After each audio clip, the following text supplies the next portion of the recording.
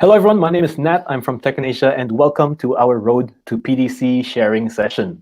This is a series of online events prior to the TechNasia Product Development Conference 2021 that will be held on April 7 and 8, that's just next week, where we will be inviting professionals and experts in product development to talk about their insights, their experience, and share trade secrets in product strategy, engineering, growth, analytics, operations, and more to help you solve challenges relevant to your work.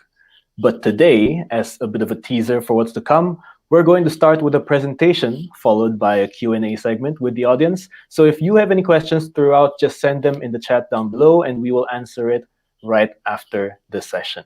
Now, you're probably all wondering, what are we doing today? So, well, we'll be discussing what does cloud native mean for the enterprise. I don't want to spoil it any further, so let me introduce you to our speaker, Wendie Cheung, Senior Product Marketing Manager of SUSE.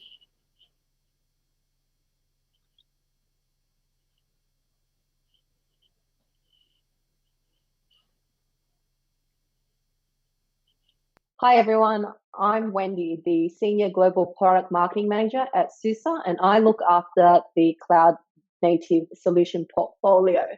Welcome to today's session, Cloud Native for the Enterprise. We'll be covering the state of play of the container and Kubernetes ecosystem, as well as introducing this wonderful audience to SUSE Rancher, the market's leading Kubernetes management platform. So let's get started. So the cloud in 2021. Working and living in today's modern world, we often forget that we are constantly connected. The cloud powers the modern economy across every single industry, from connecting supply chains to business analysts to data analytics, e-commerce platforms, the Internet of Things, devices, machinery, to our cars, to our mobile phones, to our applications in those phones. All of those industries have a single key focus. It's to connect companies to their consumers and make their customers the center of their business operations. The fastest digital businesses of today are creating seamless customer experiences with the cloud. So it's no wonder that the cloud-powered digital transformations have been a key agenda for CIOs around the world in 2020 and in 2021.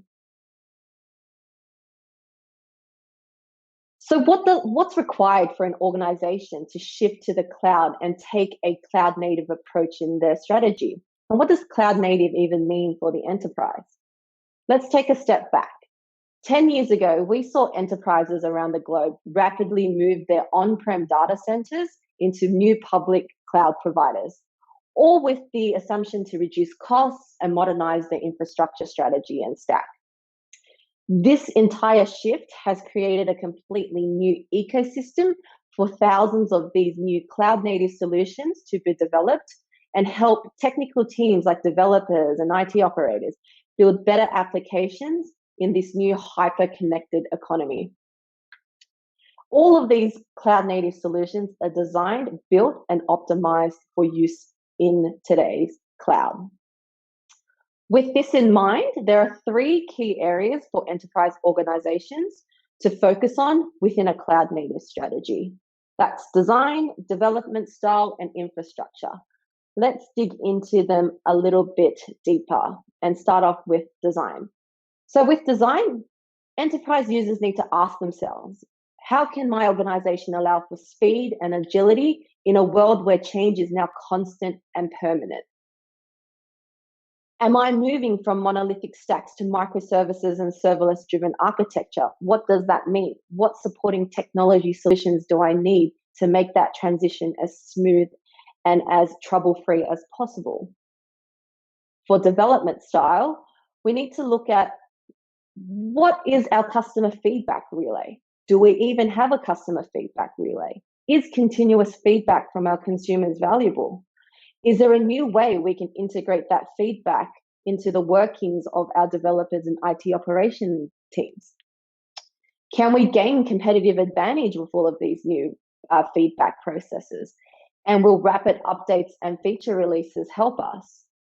And is our organization open to a cloud native approach if we do develop with this style? And finally, it's infrastructure.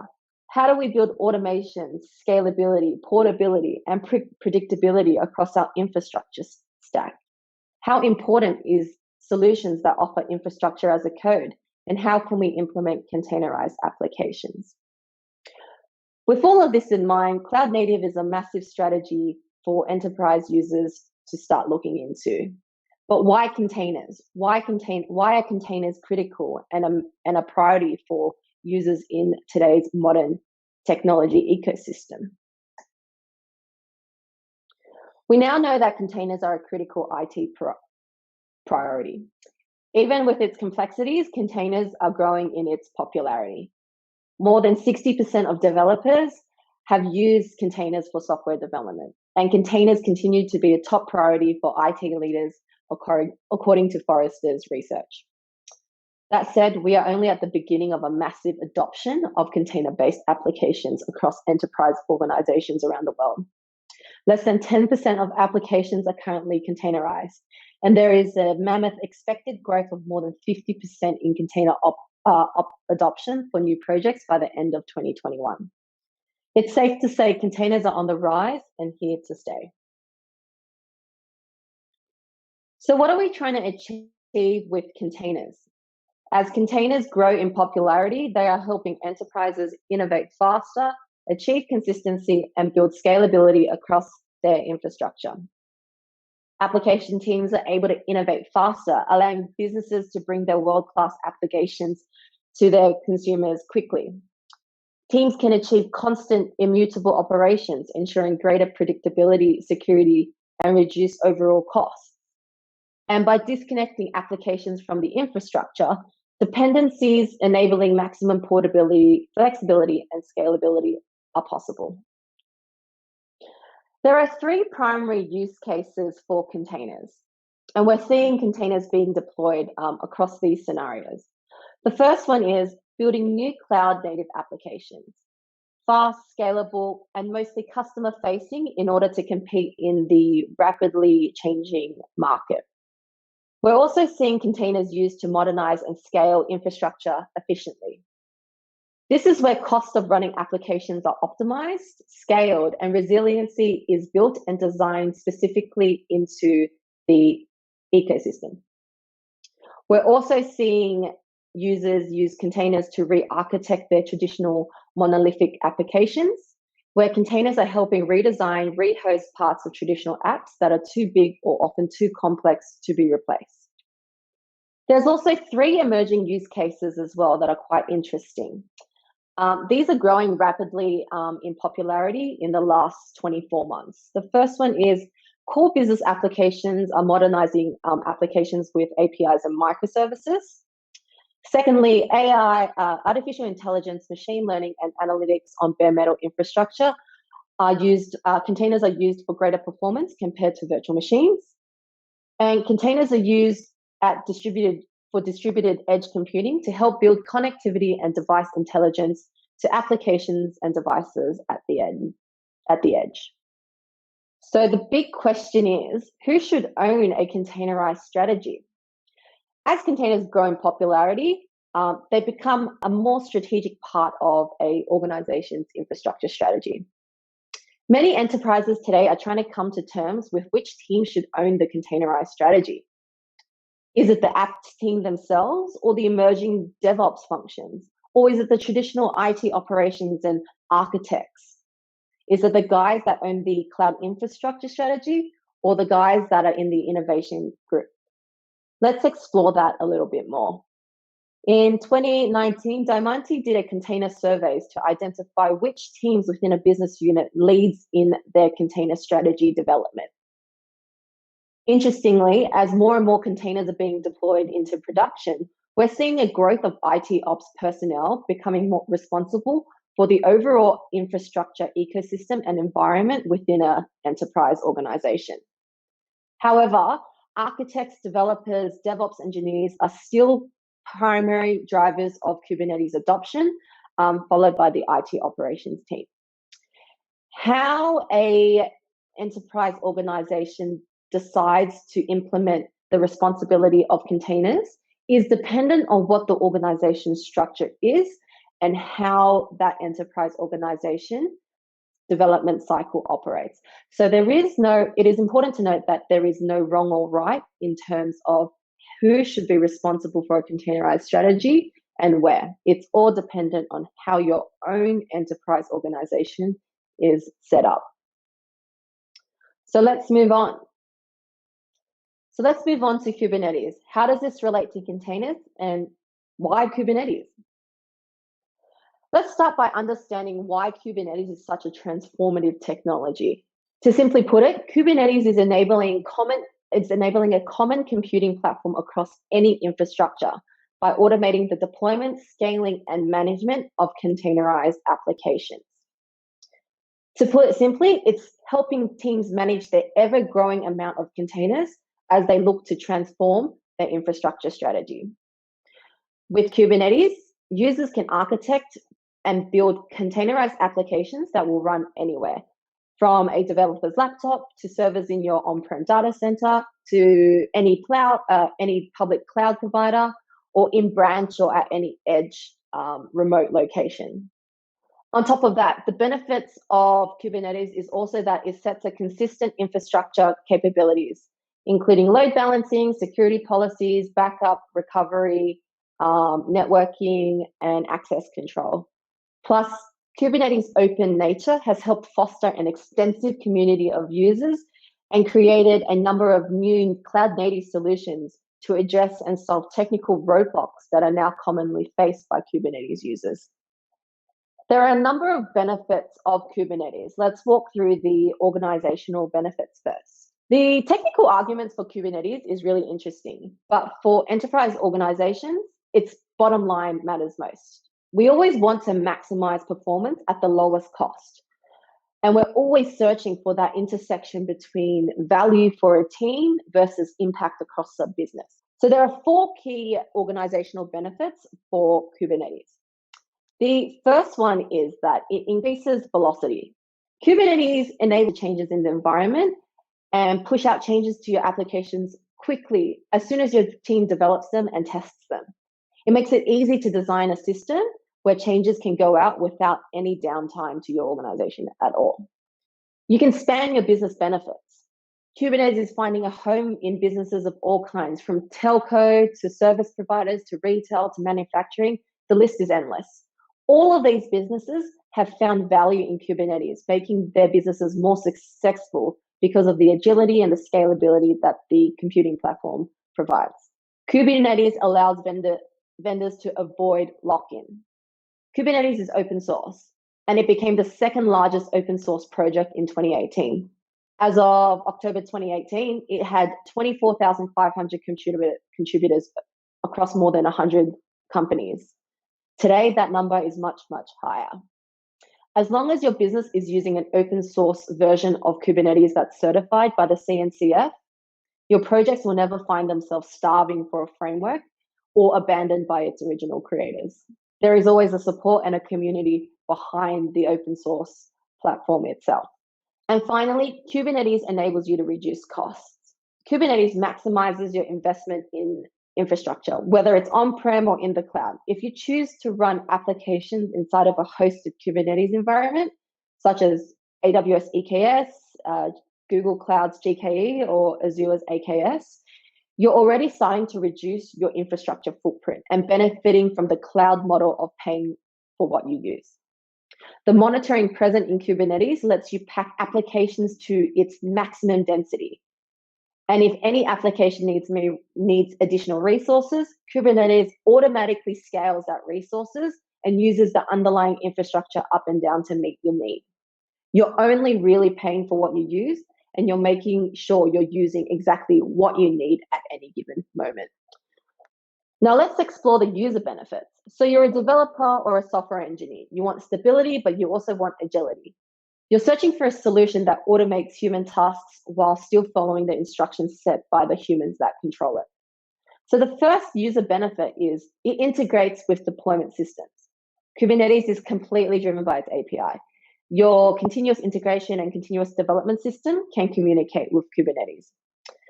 You can build staging environments. You can deploy new releases. You can perform stage rollouts. It is completely a seamless way to integrate and guarantee that deployment tasks will be executed the same way every time without human error. Users of Kubernetes can also recover from failures. Kubernetes monitors the containers running within it, performing readiness and health checks via the TCP, HTTP, or running a command within the container. Only healthy containers and resources will receive traffic, and those that fail a health check for too long will be restarted by Kubernetes and moved to other nodes in the cluster. It's helping users scale automatically. No longer are the days of ramping up server capacity in anticipation of surge traffic. Kubernetes is ready. It's ready for a viral story. It's ready for a big box retail sales event on your retail platform. It scales by deploying more copies of the pod that run your application, or it can allocate more host resources to application when spawning more doesn't make sense. It can even scale the cluster size up if you deploy more resources than the current cluster can safely handle, or downsize when those resources are no longer needed. And finally, it can handle microservices. Kubernetes turns the promise of cloud computing into a reality. You don't need to know, care, or pay attention to where your resources are running. You can control scheduling if you wish, but Kubernetes makes everything available by default. It handles the internal wiring between pod replicas, the common IP address that load balances across them, and the external addresses that make those resources accessible to the world. Plus, it adds and removes resources to keep these applications available as the number of replicas grow or shrink, or as the application failures occur. When you deploy a microservices style application into Kubernetes, it builds and maintains all of the routing and communication paths for you, no matter what your node application lands on. And finally, let's cover the availability benefits of Kubernetes. As we mentioned before, containers are everywhere. So Kubernetes is everywhere. It's providing a common computing platform for any substrate, whether on-prem, in cloud, or at the edge. Hosted solutions. Management platforms like Rancher are treating any certified Kubernetes distributions as first-class citizens, including Amazon's EKS, Microsoft's AKS, and Google Cloud's GKE. Platform providers. Kubernetes management platforms from global vendors, including Rancher, allow for the consistent deployment, management, and securing of multiple clusters and multiple clouds. And finally, the advantages of multi-cloud management. Platforms like Rancher are allowing the management of Kubernetes clusters across any major cloud platforms, including AWS, Azure Cloud, and Google Cloud. Let's move on and look at the landscape that the open source Kubernetes ecosystem has created. Many of you may recognize this diagram. It is an insanely complex ecosystem as the Kubernetes ecosystem has grown. In the space of less than 10 years, this is now the landscape we're working with. How does an enterprise user navigate such complexity across so many solutions? Thankfully, there are many options to help your organizations manage that innovation chaos. There are 3 ways to kind of utilize Kubernetes and manage the innovation chaos around Kubernetes. Firstly, you can build your own. Customize your distribution to meet, customize your clusters to meet your requirements.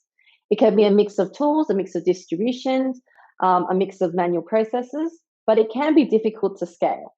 The second option is to leverage open source solutions like OKD, DCOS, and Rancher.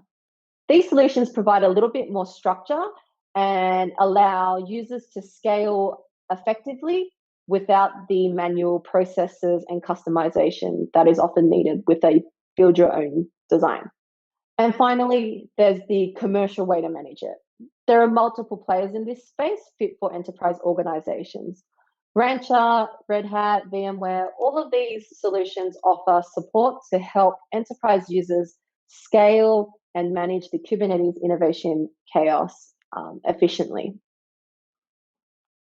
So let's address the needs of the developer and the IT operator who are most likely to be engaged or using Kubernetes across the technology stack. Whichever Kubernetes distribution or management tool you choose, developers and IT ops need to ensure that it's supported any infrastructure as well as delivers a unified authentication, simplified cluster operation, and manages multi-cluster application. It is paramount that the needs of both the developers, a system admin, or an IT operational personnel is addressed when implementing a Kubernetes strategy.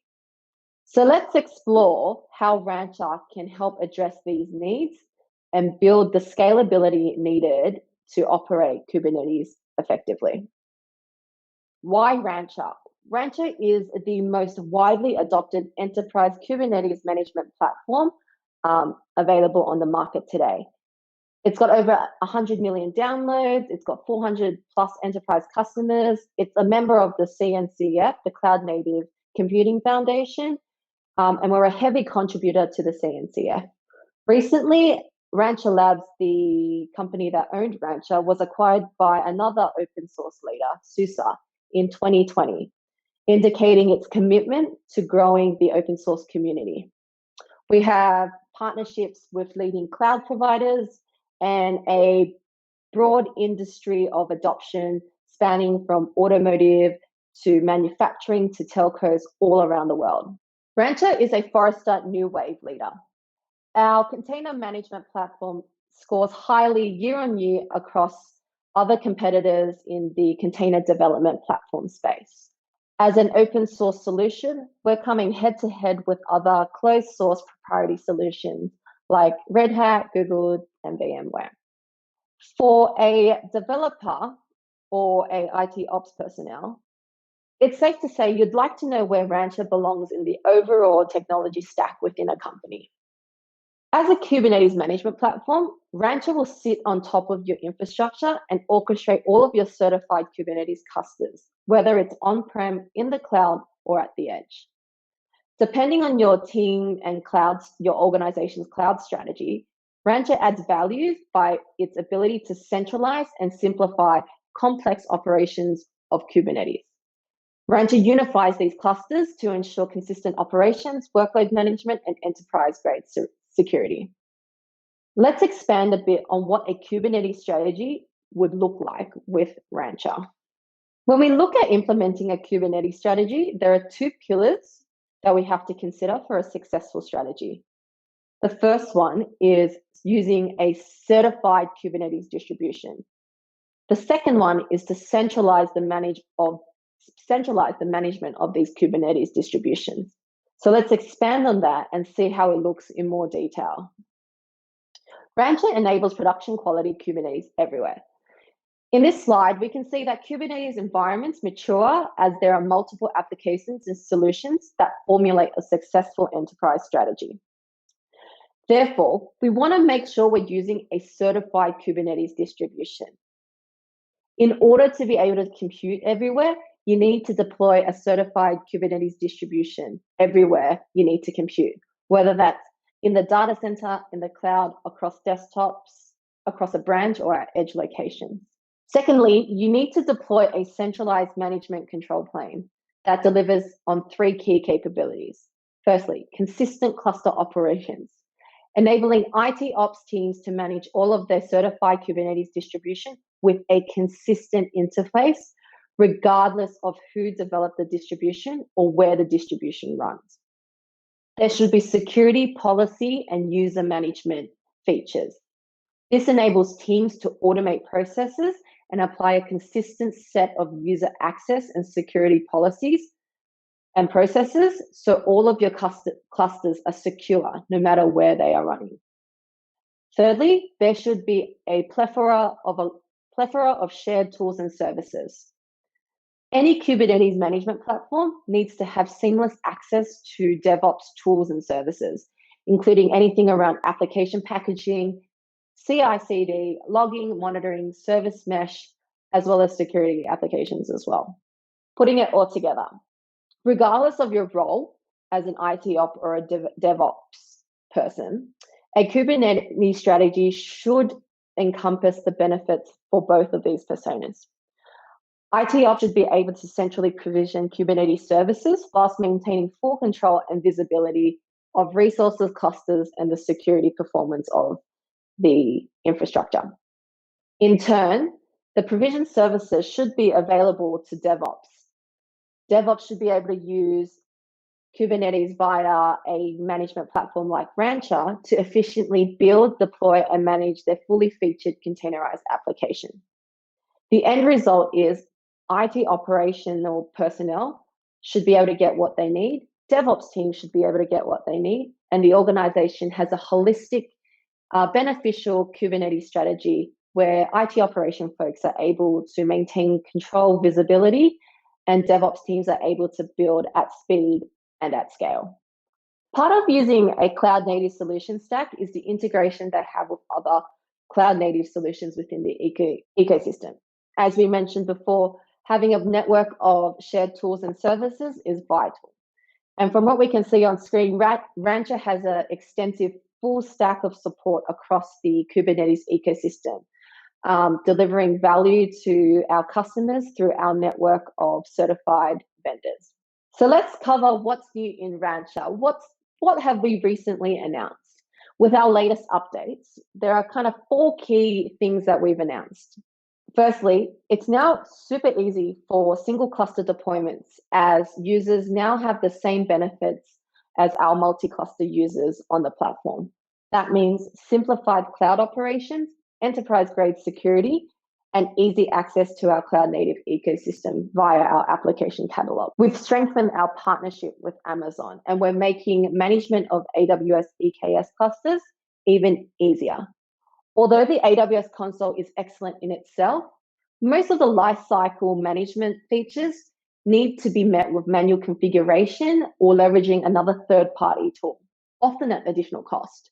By using Rancher as a control plane for your EKS estate, users now have immediate access to lifecycle management capabilities already available to our users of Rancher's on-prem distribution, RKE. We now support RKE Gov, a CNCF certified Kubernetes distribution that empowers declarative cloud-native workflows on bare metal, public cloud, or air-gapped. By adopting a compliance-based approach to security, RKE Gov now targets the standardized risk management frameworks and best practices with the goal of building stronger defense for cloud-native applications. And finally, with Rancher 2.5, we're using GitOps at scale. We're leveraging GitOps for continuous deployment with creating the next evolution of cluster management. Rancher 2.5 now has built-in mechanisms to customize bundles per target cluster. And once bundles are deployed across clusters, Rancher actively monitors those resources to ensure they are ready, consistent, and secure, enabling GitOps at massive scale.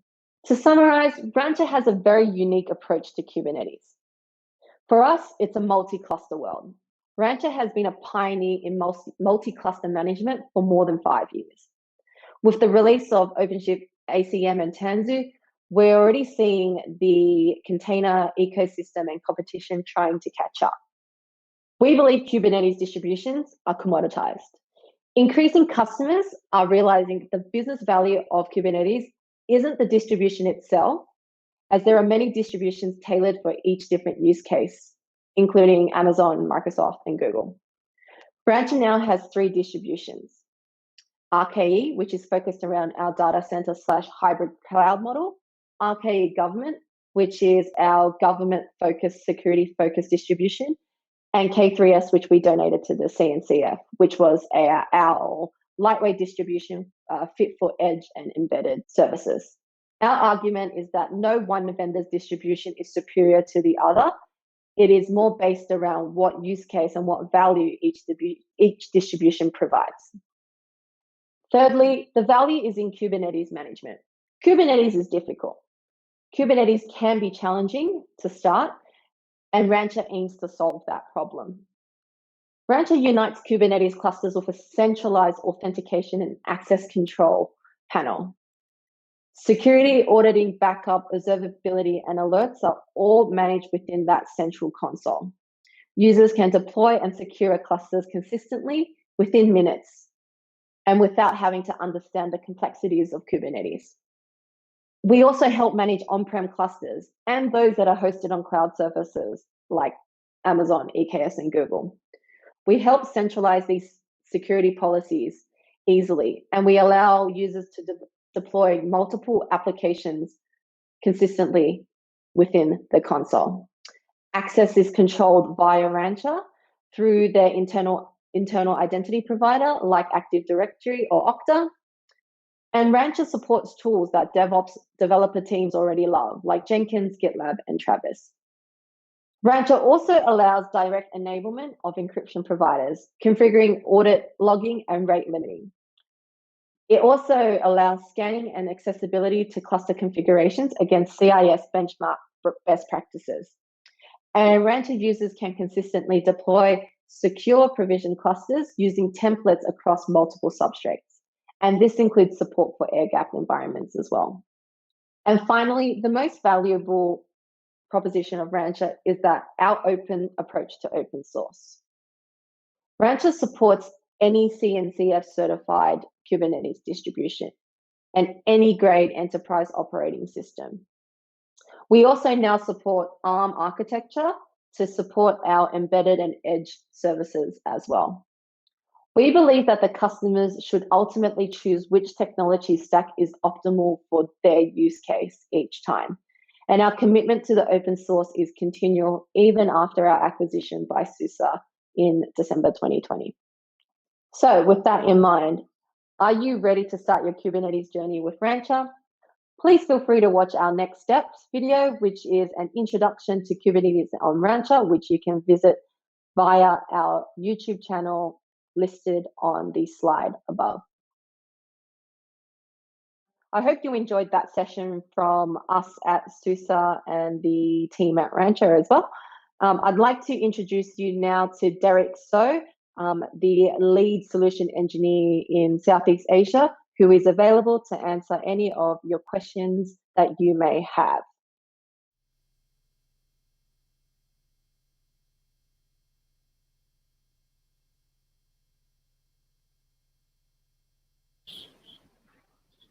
All right, thank you so much, Wendie. Such great insights from you. Learned a lot from you today.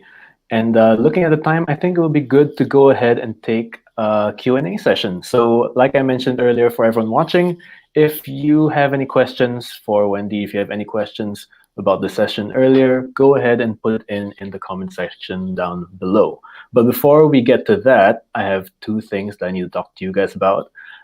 For the first 50 people to fill in SUSE's survey, we will show this QR code on screen and put in the YouTube chat. You get to win $10 worth of Grab vouchers. So first 50 people, so go ahead and scan that QR code. Go ahead and scan one for me, and you can get $10 worth of Grab vouchers. Second thing I need to talk to you about, Road to PDC. As an attendee, you can get tickets to our actual product development conference next week for only $15. That's right, you get to save $35 on your ticket purchase. So grab your ticket right now at pdc.technasia.com/road2. That's ROADTO, and apply the coupon code ROAD2PDC. That's ROADTOPDC. Again, ROADTOPDC, Road to PDC, and enjoy $15 tickets to our product development conference next week. Now we're going to go to the Q&A. So for this segment, answering all of your questions, we're going to have Derek So, the principal technologist from SUSE. Hi, Derek. Thank you for joining us today. Hi, Ned. Thanks for having me. Yeah, great to have you here. I think we have a few questions. I think we have a few questions trying to come in, but I have a few questions for you myself. Sure. So my first question actually is, can Kubernetes actually be beneficial for small companies? Yes, it does. Indeed, it's not only about the size of the company. It's also applicable to almost across all different kinds of industry. You know, we see there are some startup, they have been using Kubernetes a lot to accelerate their product prototyping, and then they can build their business very quickly to validate their idea and go to market quickly by enabling their team in the DevOps environment. And we also see there are some other small companies also taking advantage of Rancher and Kubernetes in their industry, like doing cool things for the edge computing, for the IoT application. There are many use cases around it. So the short answer to your question is yes, it's definitely helpful for small companies. Right. Okay. So I appreciate you also giving me the long answer as well. Thank you so much for that. I have a follow-up question, which is how long does it actually take to provision K8 Kubernetes clusters? Well, as we mentioned before, Rancher has been managing Kubernetes the whole management lifecycle at there. So what we have seen for a typical small cluster running on the VM is just cost about 10 minutes to build up a cluster of 6 nodes, including the 3 master nodes and the 3 worker nodes, no matter it's on-prem or in the cloud. So that is very short period of time. We see people automate it even further to make it take down to a few minutes to make it happen. It really depends on their use cases, but it's definitely possible. But if you're talking about the K3S, our lightweight Kubernetes distro adventure, it takes only 1 minute to build it up. So it's a very easy task for Rancher to handle it. Right. So less than 1 minute. That's pretty cool. Okay.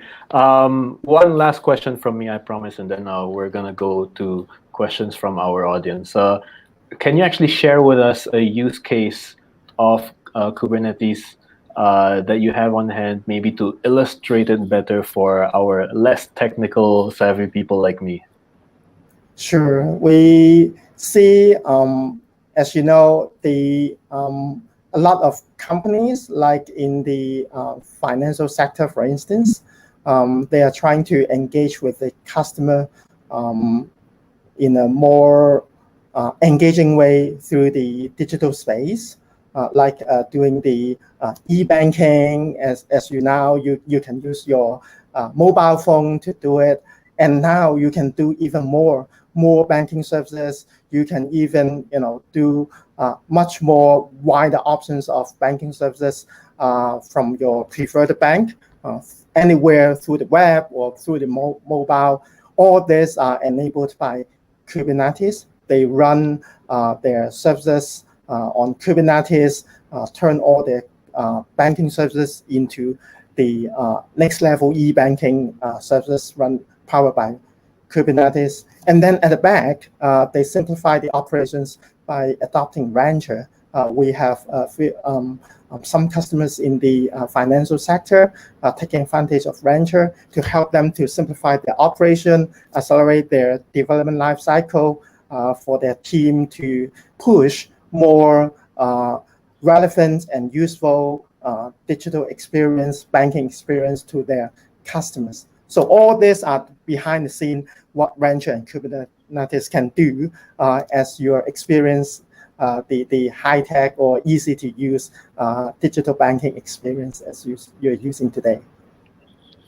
Right. Well, thank you so much for explaining that. We do have one question actually floated to me by the team here. Do you have any best practices that you can recommend for Kubernetes monitoring? For Kubernetes monitoring, yes, we do. One of the practices that we have is to adopt the CNCF, their open source technology for monitoring. It's called Prometheus, and they also come with the Grafana. There are a lot of practices around it from this community.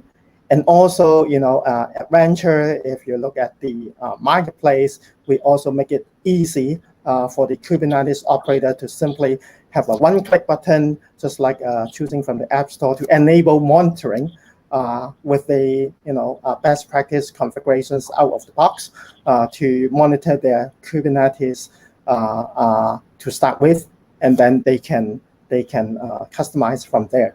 So we recommend using Prometheus and Grafana to get started to monitor their Kubernetes clusters. All right. Thank you so much, Derek, for explaining all of that to me and taking the time to answer all of my questions. Thanks for stopping by. But I think that's all the time that we have for today. So thanks for the great discussion. And I guess thank you as well to Wendie for the wonderful presentation earlier. And thanks to the bigger SUSE team. So for everybody watching, that was Derek So. I'm Nat. And don't forget, before we sign off, I want to remind you to fill in SUSE's survey to get the Grab vouchers. Just scan this QR code and you get $10 worth of Grab vouchers, only for the first 50 people, so you gotta be fast. And the second thing, make sure you take your Road to PDC special price tickets, only $15 for our product development conference next week. You're saving $35 off your ticket purchase, and you only get this because you attended this session today, so congratulations to you. So go ahead and go to pdc.technasia.com and use the coupon code ROAD2PDC to enjoy the offer. And that's all for today. Thank you so much, everyone. We appreciate you being here, taking the time in your afternoon to listen to us. Do not forget to join the Product Development Conference next week, and we will all see you there. Take care. Thank you. See you next time.